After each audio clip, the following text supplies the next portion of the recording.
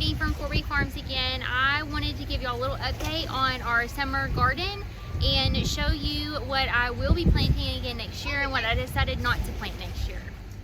Okay, so we're going to start with all of the tomato plants. I planted a ton of tomato plants.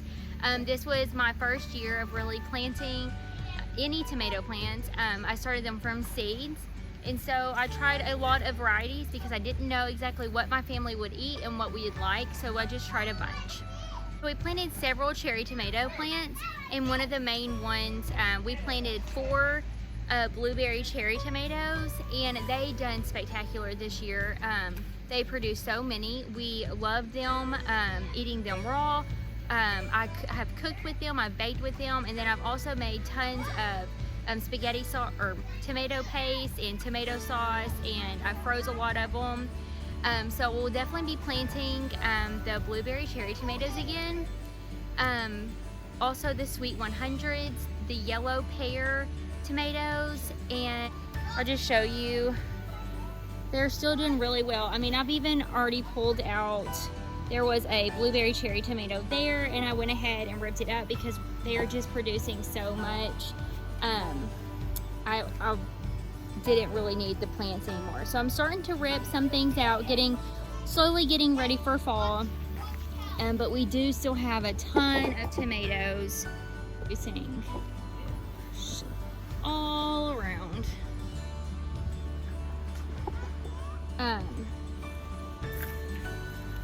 So like I said, we'll definitely be planting most of the varieties that I have planted. I just don't think I'll be needing as many plants.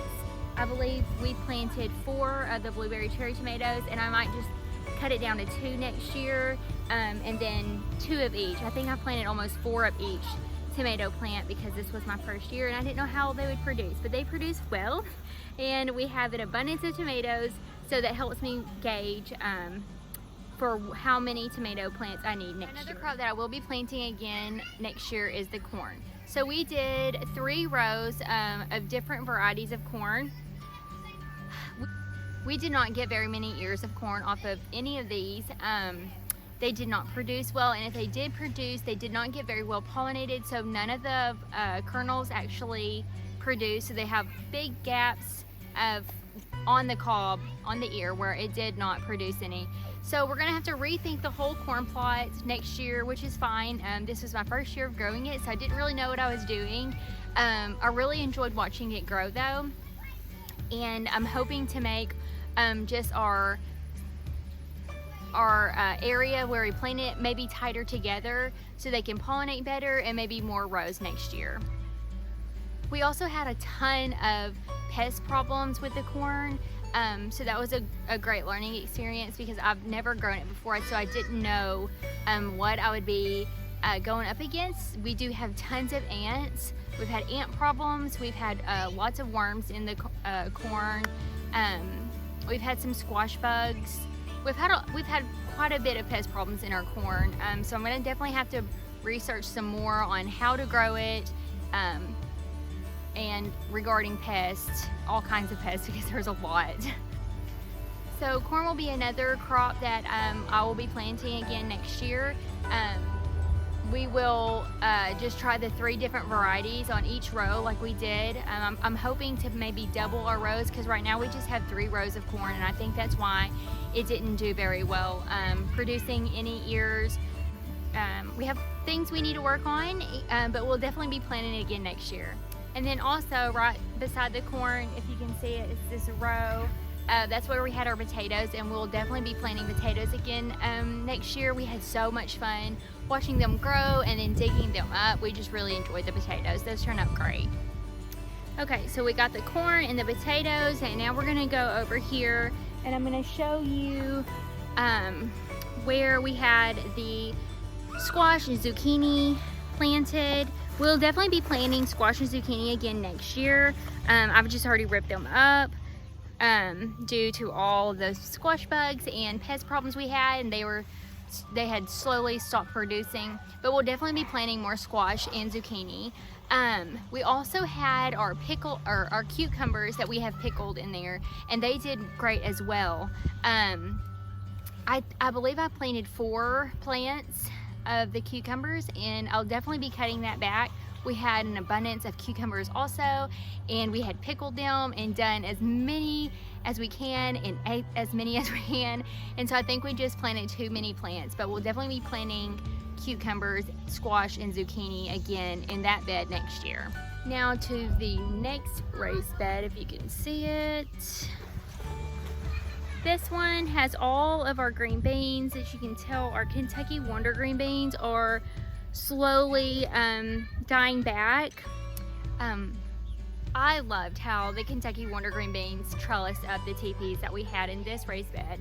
My family and I did not love the way they tasted. I also planted some French filet green beans, and they did so much better regarding on how we like to eat them, and producing not as much. The Kentucky Wonder green beans really produce a lot. So if you're looking for a green bean that produces a lot, I would suggest Kentucky Wonder green beans. But like I said, we didn't really like them, so we probably will not be planting them again next year. If I do plant them in the future, it's solely because they're so pretty and they bind and they give a lot of shade. And I feel like that has also helped some of my raised beds around it. Once the sun goes down, it is really hot over here, and that helped protect that far bed over there from these green beans growing up the teepees. Okay, so our pepper bed, which also is sharing a few tomato plants, we have planted 4 bell pepper plants, and I've struggled a little bit with my bell pepper plants this year. They have been producing and they look really good, but they are very small. And then so on this side of the left side of this raised bed, they have been doing really well. The other 2 on this side of the raised bed, I've been dealing with some, I believe it's blossom end rot, that several of them have just some spots on them. So I'm gonna have to research it a little more and prepare a little better for the bell peppers, because I do want to grow those again next year.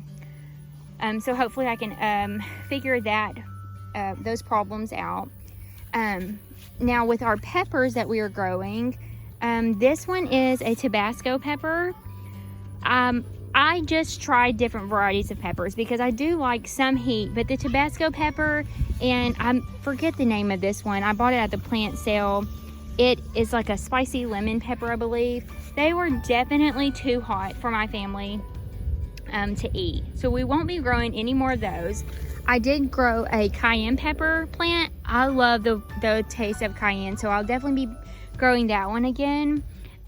But not the more spicier peppers. They produce well, they look gorgeous. They're just really too hot for us. Another thing I'll grow next year is the zinnias. I loved planting them in the garden with all the vegetables. I just feel like it gives such a whimsical feeling in all the green with some flowers popping with our colors. I also did that in the tomato bed.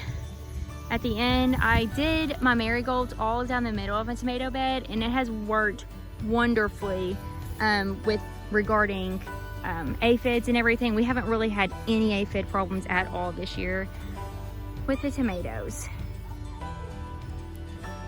And also this little plot, if you can see that, is where the Texas big boy beans. With the Texas big boy beans, I did end up having to go ahead and cut all of them down. They were growing well. They germinated super fast, but we had so many pest problems that they just were not making it. So I went ahead and cut them down and disposed of all of the pest problem that we were having, because they were just covered in them. But I would like to try those again when I start planting in the raised beds to see if that would help with the pest problems, because they were in ground, and so I'm assuming that maybe had to do a little bit with it. So I'm gonna try them again because we didn't get to try to eat them or anything, and so I really would like to try and see if we do like the taste of them, so we can continue to plant them in the future. Also, our okra is in ground. Flip you around there. got back there, our okra, is still doing really well. It is kind of slow producing, but it is something our family loves to eat, and so we'll probably continue to plant those. I'm not going to rip them up or anything. We still have tons of time for them to produce because we really like pickling them and cooking them and frying them. So we'll definitely be planting okra again next year too. Well, okay friends, I just wanted to give y'all kind of an update. This is the first week of August and show you how all of the plants are doing. Some of them are starting to play out. It's getting ready to start thinking about what we're gonna be planting in the fall once I rip all these plants out and kind of amend the soil. And what I, kind of a recap on what I do, what I plan to plant next year and what I will not be planting again next year. So I hope this is helpful. I hope y'all's gardens are growing great.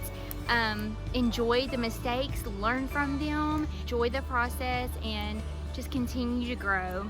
And thanks for following along. If you haven't liked and subscribed to our channel, please do that. It's super helpful. And if you have any comments or questions, please leave them below.